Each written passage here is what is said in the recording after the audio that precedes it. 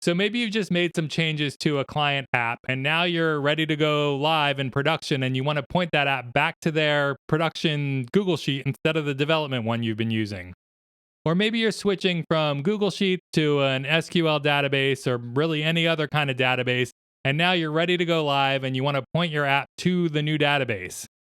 Or maybe you want to restore from an older backup that you have, but you don't want to overwrite the data source that's currently there.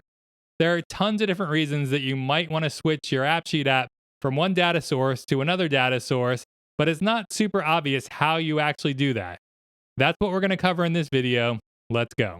All right, so let's say that we're a retail company. We've been around a few years. We've got a number of customers. We've been using AppSheet to manage all of our orders. That's the app here.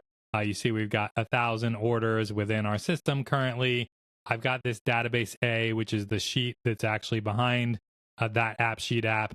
And you see the same 1,000 orders are here within this sheet, as well as a number of other tables as well.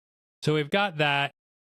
Everything's been going well, and we just acquired another smaller retail company. And what we're trying to do now is merge all of the data that they had in their own system into our AppSheet app so we can see everything within one place.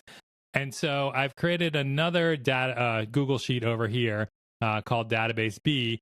And what I've done in the background here is actually take all of the data from their management system that they had, get it into the format that I needed it to be in order to be able to use it within Google Sheet, and then combined all of our existing data with their data in our AppSheet format. So now we have 2,000 rows in here, 1,000 being our original orders and 1,000 being their orders, again, all in the format that we need for our AppSheet app. So now I'm at the point, if I go back and look at my app here, I have 1,000 orders. So that's pointing to our original database A up here. So I'm now at the point that I want to switch this app over to use database B so I can see everything combined. All right. Before you do any kind of major change like this, what you might want to do is make a copy of your app just in case something goes wrong so that you can easily get back to the old version, see what's different, etc. There is the built-in versioning feature within AppSheet here, if it will load, that you can use to do that and see your previous versions and restore to old versions. But just to be extra special safe, you might want to make a copy of your app by just going back here and going to your app and saying a copy here, just to know that you have another version out there that's exactly what it was at some given point in time. So once you've done that, we're ready to go. We're ready to actually switch our data source over. So I'm going to start here in the data menu. So I've got a table selected there, and I'm going to go to this table settings menu up here in order to be able to make this change. So let's go in there. Let's expand this where it says storage. And you see right now I'm pointing to database a Google Sheet. So that's the sheet that we see right here. So what I want to do to point that to database B is just select the source path here, hit browse for more data. You see that I can select different data source types here. So if I was in the process of moving over to AppSheet database from Google Sheets, I could select an AppSheet database to link to here. You can also select the enterprise level types of data sources as well, like cloud databases, Apigee, OData, all kinds of different data sources. So it doesn't just have to be sheets to sheets that you're moving to. It can be that you're moving to any other type of data source as well. But in this case, we're just moving over to another Google Sheet. So I can select Google Sheets here. And you see the database B is coming up in my list here, but if it wasn't, you can just search up here to find the specific sheet that you want to link to. But I'm going to select database B. And that is done. Okay, it appears to have updated, right? Well, if you think that, you would be wrong, because it did update something, but not exactly what we wanted here. So a good way to see exactly what's going on is by looking at this little bar that's up at the top of your table. So we currently have the addresses table pointed to. You see that the source is now set to database B. Okay, that's what we actually wanted. but the qualifier, which is actually the table, is linked to orders.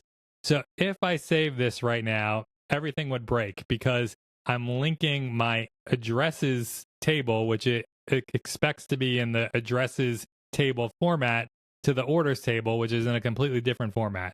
So again, if I saved right now, everything's going to break. So we don't want to save until we finish making all these changes. So let's go back to this again, and I want to go back to storage again. You see the source path is set to database B. That's good. That's what we want. But since we've got addresses selected here, we want to also select the addresses table. So that is good now. That table is now good. You see database B is the source and qualifier addresses. So all good. All right. So again, we might think that we're done here, but we're not. All we did was update that one table to point to that new sheet and not all the rest of these tables. So again, that table looks good. But if I click down here, you see this is still pointing to database A correspondence, and all these other tables as well are still pointing to database A. So doing this just changes one table at a time. So let's go ahead and do the rest of them.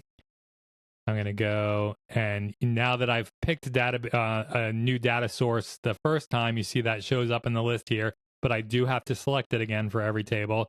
So I'm going to switch this to database B, and I'm going to see which table I'm updating, in this case correspondence, and update that there, and do the same thing for the rest of the tables.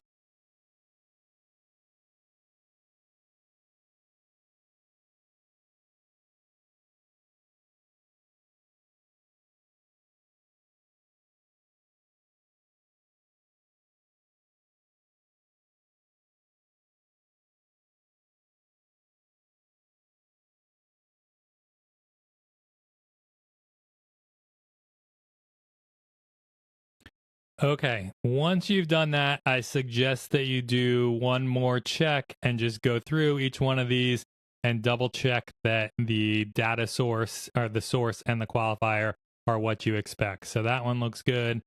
That one looks good. That one looks good. That one looks good. That one looks good. That one looks good. All right. So once again, you verified that the source is the new source and the table is the table that you expect it to be, the table that's actually named in the left-hand column over here, then we're good to go. We can actually save. So I'm going to save that. It's going to update my database. And now you see that everything is showing 2000 rows down here, which is my merged database containing all the rows from the old company and the new company. And if I navigate through to all these things, you see all of my references are working, etc., because that new database is in the same exact format with the same types of relationships as the existing database that we were switching away from. All right, I hope this video was helpful, and if so, please give it a thumbs up because that really does help other people to actually find out about it. And if you want to see more AppSheet videos, be sure to subscribe to the channel because I post new ones weekly about all kinds of different AppSheet related topics. But that's all I got for today. As always, thanks for watching and happy building.